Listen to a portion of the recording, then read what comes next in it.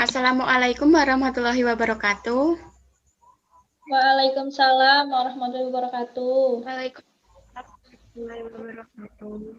Nah, sebelum memulai pembelajaran, mari kita berdoa terlebih dahulu. Berdoa mulai.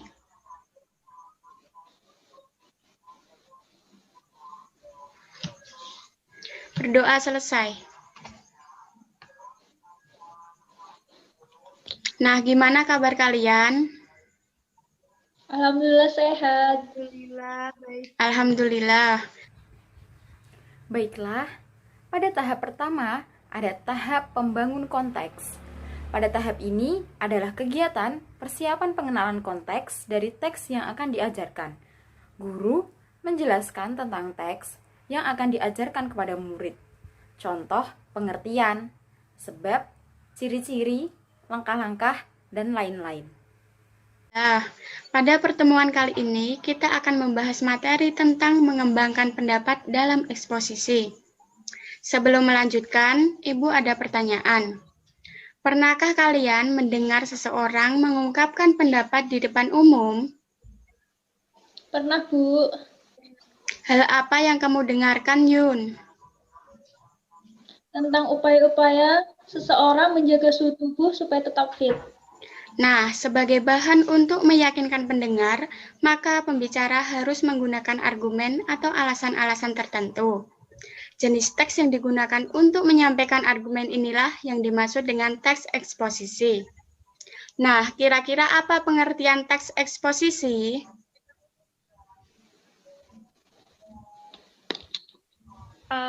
Saya Bu, Iya, Delima. teks eksposisi itu berisi gagasan. Teks eksposisi itu berisi gagasan yang tujuannya agar orang lain memahami. Selanjutnya, yaitu ada tahap kedua, yaitu permodelan. Setelah tahap pertama, kemudian guru menggunakan metode atau tahapan permodelan. Pada tahap ini, yaitu kegiatan dekonstruksi teks berdasarkan nilai, tujuan sosial, serta ciri kebahasaan. Benar sekali. Teks eksposisi merupakan jenis teks yang berisi berbagai gagasan yang tujuannya agar orang lain memahami yang disampaikan berdasarkan sudut pandang pembicara.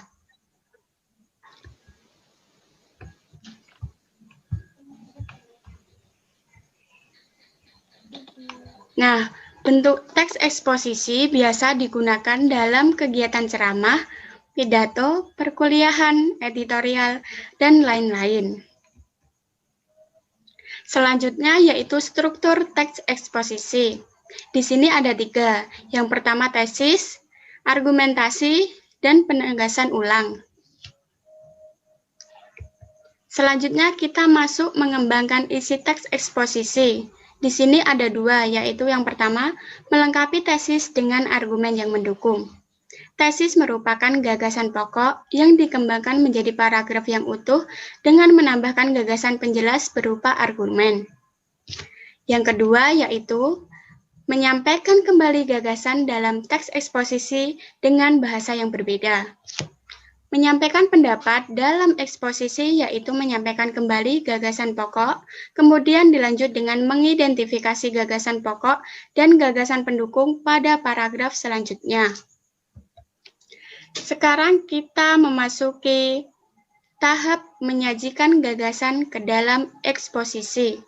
Nah, di sini ada 3, yaitu yang pertama, menentukan gagasan pokok dan gagasan penjelas dalam teks eksposisi. Untuk menyusun teks eksposisi, kita dapat memulai dengan mendata gagasan pokok yang dibahas. Gagasan pokok tersebut dikembangkan dengan memberi gagasan penjelas agar yang disampaikan menjadi jelas.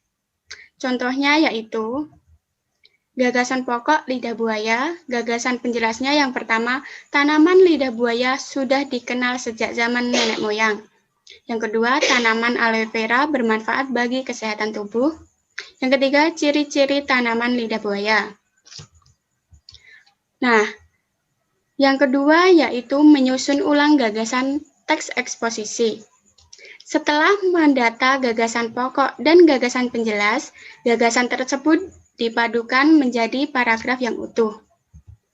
Contohnya sebagai berikut ya. Sejak zaman dahulu, nenek moyang kita telah mengenal tanaman lidah buaya lengkap dengan manfaatnya. Aloe vera ini bermanfaat bagi kesehatan tubuh. Lidah buaya ini memiliki ciri-ciri daun berbentuk panjang, tebal berwarna hijau, dan daunnya mengandung serat bening sebagai daging. Yang ketiga yaitu menyusun teks eksposisi. Kegiatan menyusun teks eksposisi dilakukan dengan cara mengembangkan setiap gagasan pokok menghasilkan gagasan penjelas. Nah, hanya itu yang Ibu sampaikan. Bagaimana kalian paham? Paham, Bu. Paham, Ibu. Pada tahapan ketiga, yaitu ada membangun teks bersama. Setelah melalui tahap pertama dan tahap kedua, guru mengharapkan siswa sudah memahami kedua tahap tersebut. Pada tahap ini, kegiatan rekonstruksi membangun teks, nilai, tujuan sosial, dan ciri kebahasaan, siswa dapat melakukan bersama teman dan mendapatkan bantuan guru. Nah, supaya Ibu tahu kalian beneran paham atau tidak, Ibu punya gagasan pokok, nanti kalian memberikan gagasan penjelasnya. Gagasan pokoknya yaitu macam-macam bawang. Siapa yang akan menjawab?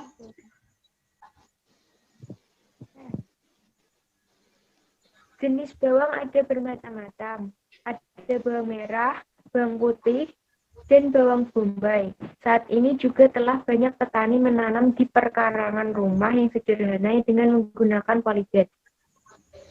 Dan pada tahapan terakhir, yaitu ada membangun teks mandiri. Dan ini adalah tahapan yang terakhir.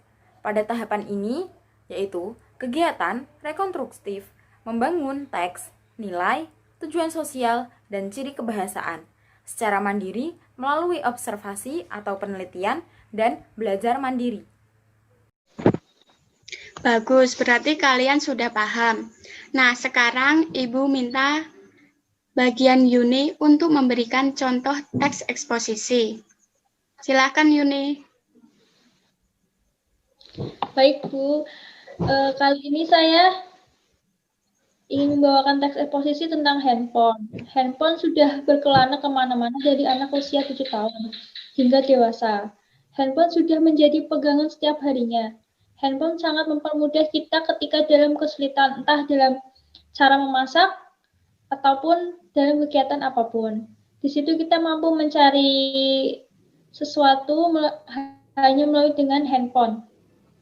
Namun selain dampak positif, handphone juga memiliki dampak negatif, yaitu orang-orang berkomentar dengan handphone melalui sosial media dengan mudah, sampai bisa lupa waktu, sulit menyimak dengan baik, lama-lama memiliki sifat individual, lebih asik bermain dengan gadget atau handphone daripada bermain dengan teman sebaya.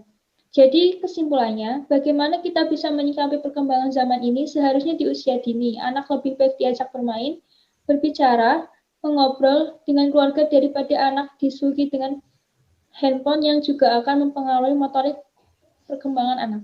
Sudah, Bu. Iya, bagus Yuni. Nah, di sini kalian semua sudah benar-benar paham materi kita kali ini. Masih ada yang ingin ditanyakan lagi? Tidak, Bu. Tidak ada, Bu. Baik, kalau tidak ada, pembelajaran kali ini saya akhiri.